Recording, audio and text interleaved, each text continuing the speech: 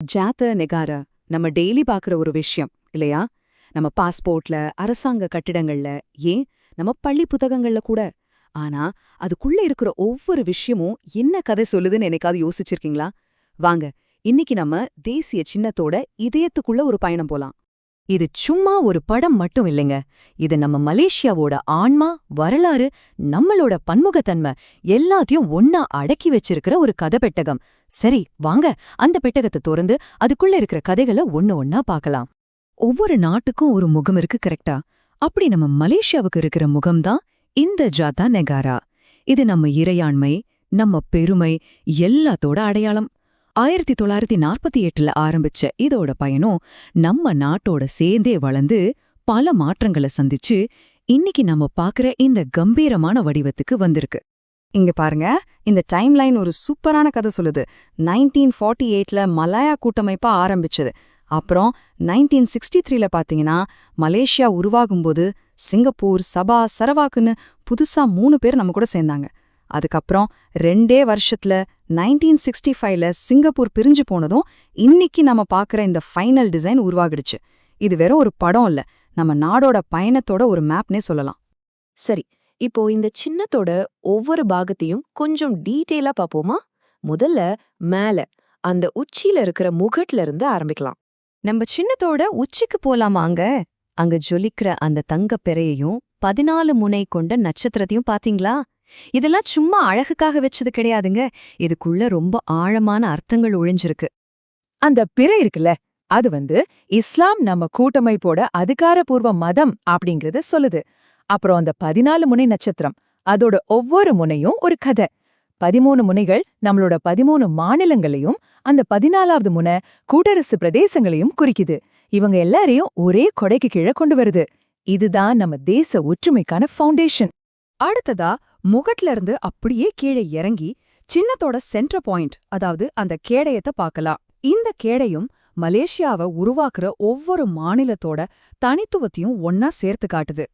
அந்த கேடயத்தோட மேல் பகுதியில வரிசையா 5 கிறிஸ், அதாவது பாரம்பரிய மலாய் உடைவாள்கள் இருக்கிறத கவனிங்க. இது ஒரு ரொம்ப முக்கியமான வரலாற்று விஷயத்த நமக்கு ஞாபகப்படுத்துது. ஏன் கரெக்டா 5 கத்திக? அதுக்கு ஒரு காரணம் இருக்கு. ஆரம்பத்துல கூட்டமைப்புல சேராத 5 மலாய் மாநிலங்களான ஜொஹூர், கெடா, பெர்லிஸ், கிளாந்தான், திரங்கானுவா இத குறிக்குது. அவங்க அப்புறமா நம்ம கூட இணைஞ்சாலும் அவங்களோட அந்த தனித்துவமான வரலாற்று பாதையை கௌரவப்படுத்துற விதமா இந்த கிறிஸ்கள் நம்ம தேசிய சின்னத்துல நிரந்தரமா இடம் பிடிச்சிருக்கு. இப்போது கேடயத்தோட சென்டர்ல இருக்கிற அந்த 4 கலர் பேனலுக்கு வருவோம். இந்த ஒவ்வொரு கலரும் ஒரு மாநிலத்தை சொல்லுது. இது ரொம்பவே இன்ட்ரெஸ்டிங்கான ஒரு விஷயம். இங்க பாருங்க, கலர்ஸ் எல்லாம் எவ்வளவோ அழகா ஒன்னு சேருதுன்னு. சிவப்பு, மஞ்சள், இது சிலாங்கூர். கருப்பு, வெள்ளை, மஞ்சள், அது பெராக். கருப்பு, சிவப்பு, மஞ்சள், நெகிரி சிம்பிளான். கடைசியா வெள்ளை, கருப்பு, அது பஹங். இவையெல்லாம் சும்மா கலர்ஸ் மட்டும் இல்ல, இந்த 4 கூட்டாட்சி மலாய் மாநிலங்களோட ஆட்சியாளர்களோட கொடி நிறங்கள். பாத்தீங்களா ஒரே இடத்துல எவ்வளவு சூப்பரா இதெல்லாம் இணைச்சிருக்காங்கன்னு? இப்போ கேடயத்தோட சைட்ல பார்க்கலாம். லெஃப்ட் சைட்ல பினாங்கோட பாக்கு மரம், அதுக்கு கீழே சபாவோட சின்னம். ரைட் சைட்ல மலக்காவோட மலக்கா மரம், அதுக்கு கீழே சரவாக்கோட சின்னம். இந்த 4 பகுதிகளும் நம்ம தேச கட்டமைப்புல அப்புறமா இணைஞ்சதோட வரலாற்று சின்னங்களா இருக்கு. இப்படிதான் நம்ம கேடயம் முழுமையடையுது. சரி, இப்போ கேடயத்தோட 2 பக்கமும் கம்பீரமா நிக்கிற அந்த சப்போர்ட்டர்ஸ பத்தி பார்க்கலாம். நம்ம கேடயத்துக்கு ஒரு பாதுகாப்பு மாதிரி 2 பக்கமும் நிமிந்து நிக்கிற இந்த 2 புலிகளை பாருங்க. இவங்க சும்மா காட்டு விலங்குகள் கிடையாது. மலாய் கலாச்சாரத்திலும் சரி, வரலாற்றிலும் சரி, இவங்க தான் வலிமைக்கும் ஆற்றலுக்கும் ஒரு பவர்ஃபுல் சிம்பிள். இந்த 2 புலிகளும் வெறும் ஒரு சின்னம் மட்டும் இல்ல, அது நமக்குள்ள இருக்கிற வலிமையையும் தைரியத்தையும் காட்டுது. ஒவ்வொரு மலேசியரோட மனசுக்குள்ளேயும் இருக்கிற அந்த ஆற்றலையும் கம்பீரத்தையும் தான் இந்த புலிகள் உலகத்துக்கே சொல்லுது. கேடயத்துக்கு கீழே அழகா பூத்திருக்கிற இந்த பூ நம்மளோட தேசிய மலரான செம்பருத்தி, அதாவது புங்கா ராயா. இது நம்ம நாட்டோட அழகையும் நம்ம மக்களோட பன்முகத்தன்மையும் குறிக்குது.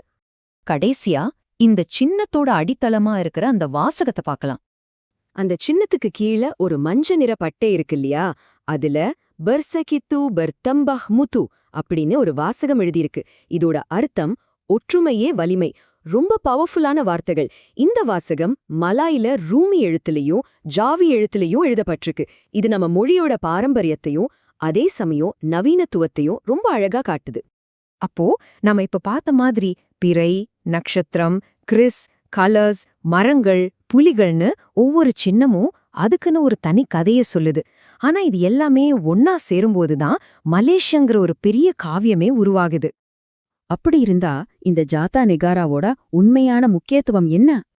இது சும்மா ஒரு சின்னமில்ல, உலகத்துக்கிட்ட நாம யாருன்னு சொல்ற நம்மளோட அடையாளம்.